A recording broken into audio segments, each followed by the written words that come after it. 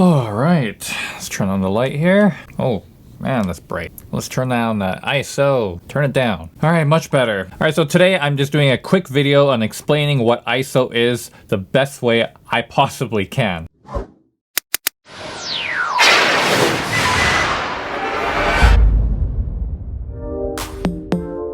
Alright, so what I'm going to do is teach you what is ISO. ISO is actually not an acronym for anything, and it actually stands for ISO, okay? Maybe there is an acronym out there for ISO.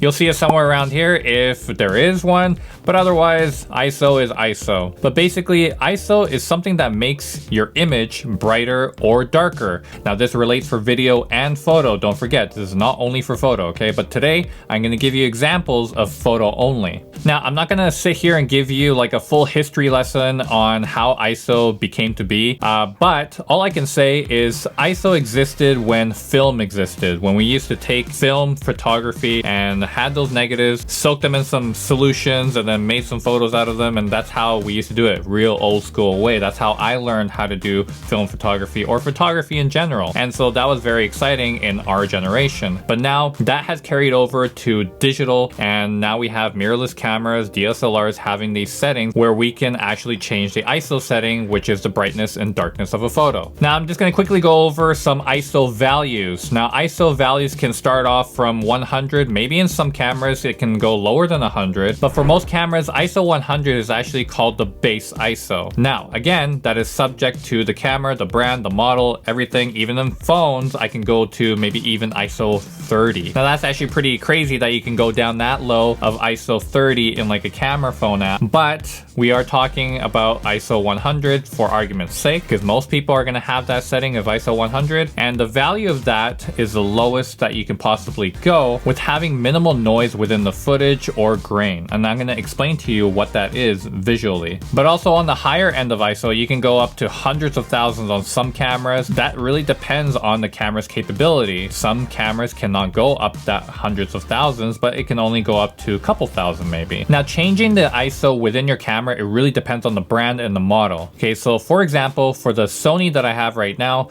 all you got to do is just toggle to the right on the wheel and then just scroll up and down. It goes automatic, ISO 100, and just all the way up to the couple thousands. Also, make sure you're always in manual mode when you are doing this so you can change it. If you're in automatic mode, it's just going to select everything for you, okay? All right, so next we're going to go over low ISO and when to use it. And the simple answer to that is always. Always, always, always, given that the environment calls for it though. Maybe sometimes you need high ISO, but low ISO is the way to go. Again, minimizing that grain and noise in your footage. Now, when do you want to use high ISO? Well, high ISO, you can use it for sports photography, wildlife photography as well, when you want to capture super sharp images. Now in reality, you can use base ISO and try to shoot sports photography, but you're going to run into an issue because when you use that base ISO, that means the light is very low. Now in counter to that, you want to actually lower that shutter speed to let in more light into the sensor. But that actually leads to the next problem where you can get a lot of motion blur within your footage because that shutter speed is now slower than what you intended it to be. So a lot of wildlife photographers and sports photographers actually use shutter speeds of like 1/1000, 1/2000, 1/4000, and they need to increase that ISO really high because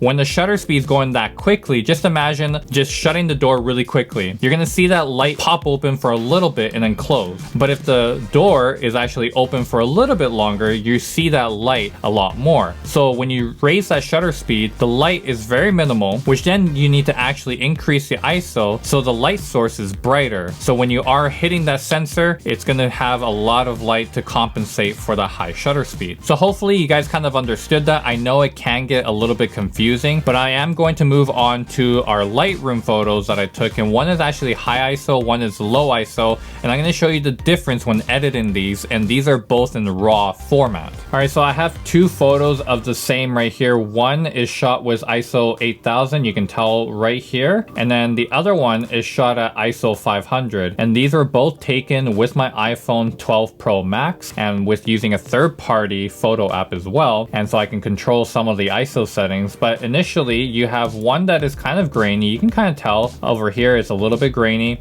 And then on this one, you can tell it's a lot smoother. Now, having said that, it's not the perfect sharpest photo of all, but it is better than the other one. Now, I'm gonna do a side-by-side of reference, and I'm gonna put the noisy one on the reference and the clear one on here with the low ISO. And here, I'm gonna actually show you a clear-cut difference of when I adjust this photo and how much I can play around with it to the point where it starts showing a little bit of noise, but not as much as the one that already has noise. So let me show you this. I'm gonna actually just increase the exposure just a touch. I'm gonna decrease the contrast a little bit, and then I'm gonna actually just raise the texture, raise the clarity, and just go opposite on the dehaze. And the reason why I want to go opposite on the dehaze is because I want to bring out some of that kind of graininess forward to be able to at least show you guys the difference of how much grain I can pull from these images. Obviously, you don't want to edit like this. I'm just telling you that this image with lower ISO has just that much lower grain and noise. All right, so I finished editing this. Now I'm going to go on to the other one, and I'm going to put the clear one as a reference. And so this one that has a lot of noise, we're just gonna go ahead and edit this again, same way, increase the exposure, decrease the contrast, maybe a little bit more on that, and then increase the texture here, increase the clarity, and then dehaze the other way. Now, these are similarly exposed right now, but obviously you can tell, just look at how much noise there is in this footage. And even where it's supposed to be the most well-lit area near the controller here is super, super grainy. Now, let's zoom into this one. This one is still a little bit grainy. It's a little bit off in terms of like sharpness, but you can tell, like, look how sharp that is. You can't see any noise around here. And then here you can see noise. I'm not even zoomed in that much on this one, and you can tell there's noise on this chord here. There's slightly a little bit here, but of course, just nothing to worry about when you're posting it on social media. But here we go with the noisy footage. What I'm actually gonna do is I'm gonna denoise it. You can use denoise, but you gotta use it really seldomly, only because when it's a photo that has somewhat of a well-lit area and you're trying to just boost that shutter speed and increase that ISO, you're gonna get noisy footage. Now, I already know what's going to happen when I denoise this footage. It's just gonna make it super smooth looking. I'm not gonna even see the details within the tape roll anymore. Just take a look at this. Right now, I can see how many layers there are, roughly. This photo, of course, I can see better. But this one, I can see it right now. Look what happens when I try to denoise it. This is actually really, really stupid. When I try to denoise this, and then I'm just gonna go on the contrast a little bit. I'm going to denoise it a lot. All that layer of tape right there just became all blended. This is why denoising somewhat of a well-lit photo is just almost counterintuitive to what you're trying to do and accomplish. So it's really just not worth it. But having said that, you can try to denoise this footage while it was well lit, and I'm just gonna go back to this here, and I'm gonna denoise this one a little bit, and you can tell it just withholds all that information still, and it gets rid of some of that noise in the background. So having a well lit photo with using base ISO will get you a long way when shooting raw and editing. You just have so much room. All right, so one last thing might be on someone's mind who's watching this is, well, Ken, when I go outside and at nighttime, I want to take some dark photos of an alleyway or something like that, how am I gonna do that? Well, there is some solutions. You can bring like a flashlight or use your phone as a light and try to light some of the area that you're trying to take a photo of. Or what you can do is you can try to crank that ISO up to maybe 2000 or 1600 and try to get a photo there. Again, going high ISO is going to create a lot of noise, but because you're taking a very, very dark photo sometimes within street photography, you are going to have a little bit of advantage of hiding some of that noise within the shadows when you are using noise reduction in Lightroom.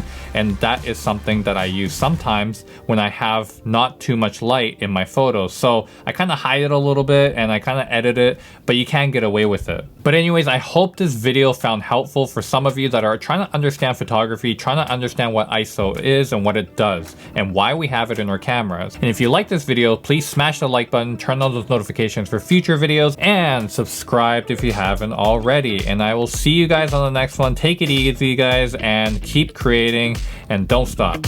Peace out.